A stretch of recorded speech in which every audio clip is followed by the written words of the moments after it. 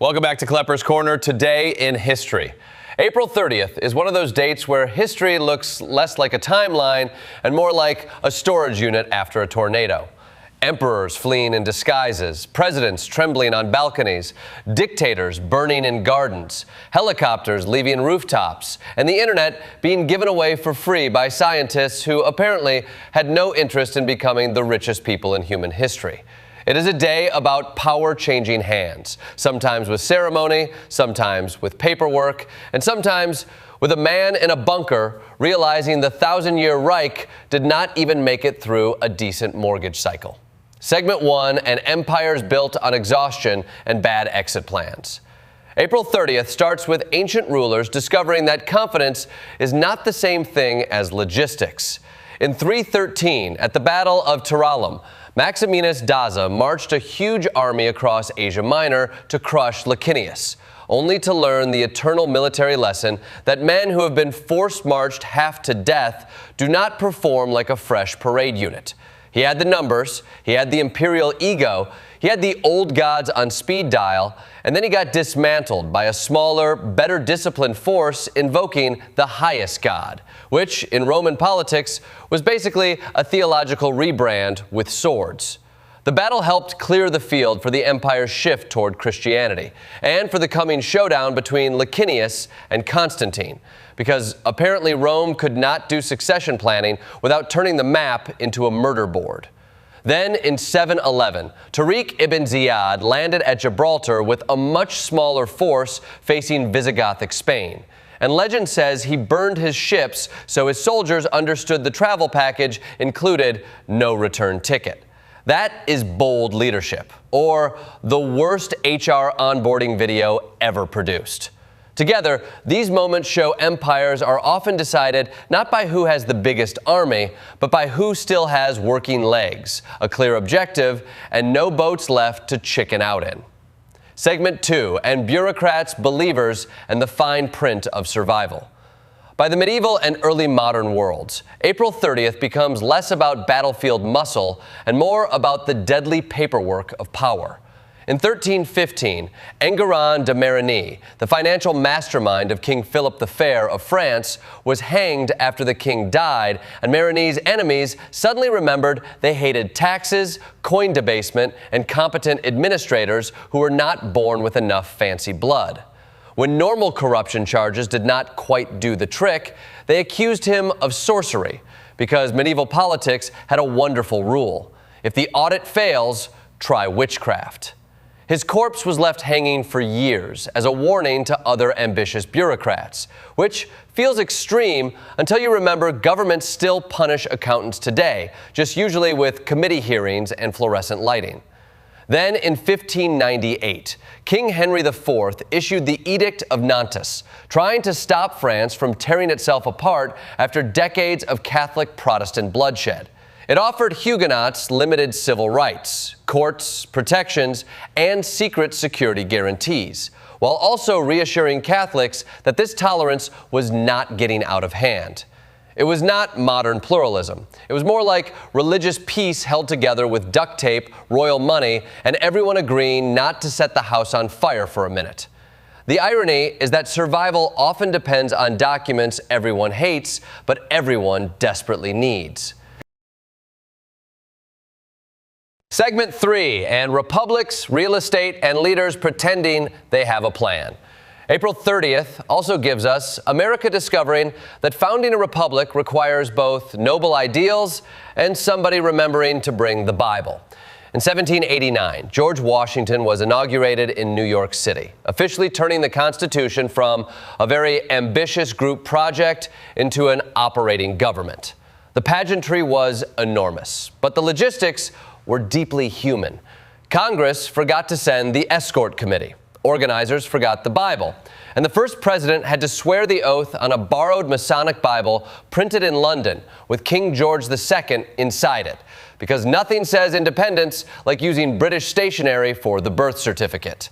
Washington wore modest American-made clothing and then delivered a nervous, quiet speech about the weight of the office. which is refreshing because the first president apparently understood the job was difficult instead of immediately declaring himself the smartest mammal in the room.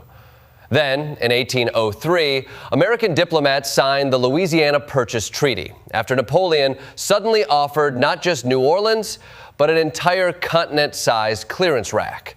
Jefferson, the strict constitutionalist, discovered that principles are sturdy until someone offers you 828,000 square miles at 3 cents an acre.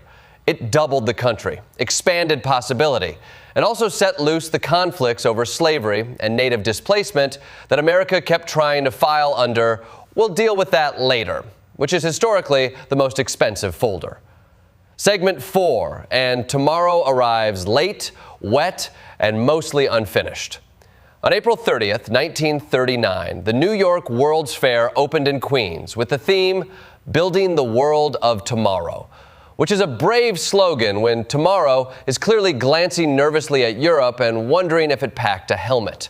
The fair promised sleek cities, streamlined highways, television, modern appliances, and a bright consumer future where every problem could apparently be solved by a car, a suburb, and a corporate pavilion shaped like optimism. President Franklin D. Roosevelt helped introduce television to a wider audience, though only a tiny number of people could actually watch it, making it less mass communication and more a very expensive whisper. The fairgrounds were supposed to dazzle 1 million visitors, but only about 600,000 showed up. Many attractions were unfinished. Rain turned the utopia muddy, and Albert Einstein gave a speech that faulty loudspeakers and his accent rendered almost completely unintelligible. That is almost too perfect. Humanity builds a shrine to the future. Then the future immediately arrives late, under construction, and with bad audio. And yet the fair mattered because it helped sell America on the post-war dream of highways, suburbs, consumer goods, and technology as destiny. It was the world of tomorrow, yes, but with a down payment from General Motors and a drainage problem. Segment 5, and dictatorships ending with fire, rooftops, and consequences. April 30th has a brutal talent for ending illusions. In 1945, Adolf Hitler and Eva Braun died by suicide in the bunker beneath Berlin as the Soviet army closed in above them and the Nazi regime collapsed into rubble. Hitler had promised a 1,000-year empire and got 12 years, which is less a Reich than a failed subscription plan. Terrified by what had happened to Benito Mussolini's corpse in Italy, Hitler ordered his own remains burned because even at the end he was less concerned with guilt than with stage management. His death accelerated Nazi Germany's surrender and removed any living figurehead for a last desperate fantasy of resistance. But it also left the world to reckon with the catastrophe he created. 30 years later, in 1975, Saigon fell as North Vietnamese tanks entered the city and helicopters evacuated Americans and vulnerable South Vietnamese from rooftops in Operation Frequent Wind. The signal to begin the final airlift was White Christmas, playing over Armed Forces radio, because history sometimes has the emotional subtlety of a prank DJ at the apocalypse. One war ended with a dictator burning in a garden. Another ended with helicopters fleeing a roof. Different settings, same lesson. When leaders sell certainty through violence, ordinary people are usually left carrying the luggage. Segment 6, and open systems, closed spaces, and the fragile line between public and private. The late 20th century gives April 30th two very different reminders about what happens when boundaries break. In 1980, the Iranian embassy siege began in London when armed separatists stormed the building and took hostages, dragging a regional conflict into the middle of South Kensington. The crisis later ended with the SAS assault known as Operation Nimrod, broadcast live on television, turning counterterrorism into both a tactical operation and a national spectacle. It interrupted even the World Snooker Championship, which may be the most British sentence ever written. We pause this quiet, ball-based concentration exercise for explosions at the embassy. Then, in 1993, CERN released the World Wide Web into the public domain, one of the most generous administrative decisions in history. Scientists looked at a tool that would reshape commerce, media, politics, loneliness, shopping, conspiracy theories, and every uncle's ability to post confidently about weather machines, and decided nobody should own it. That same day, Monica Seles was stabbed during a tennis match in Hamburg by an obsessed fan of Steffi Graf, shattering the assumed safety between athlete and spectator. One event opened the world, the other showed how vulnerable public life can be. April 30th reminds us that access is powerful, but once the barriers come down, humanity walks in carrying genius, courage, obsession, and occasionally a 9-inch knife. In conclusion, April 30th is not just a date where things happened. It is a date where systems revealed what they were really made of. Rome learned exhaustion can defeat numbers. France learned tolerance sometimes arrives disguised as political desperation. America learned republics require rituals, improvisation, and leaders nervous enough to understand the stakes.